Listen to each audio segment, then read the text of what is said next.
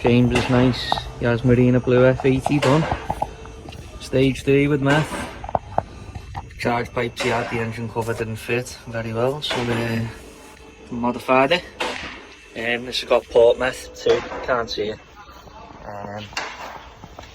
Inside, button controller as usual, hid away nicely. And then in the boot, stealth tank, so you still get all of the boot space.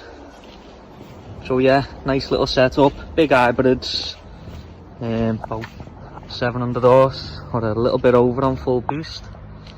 Perfect for these wintry roads.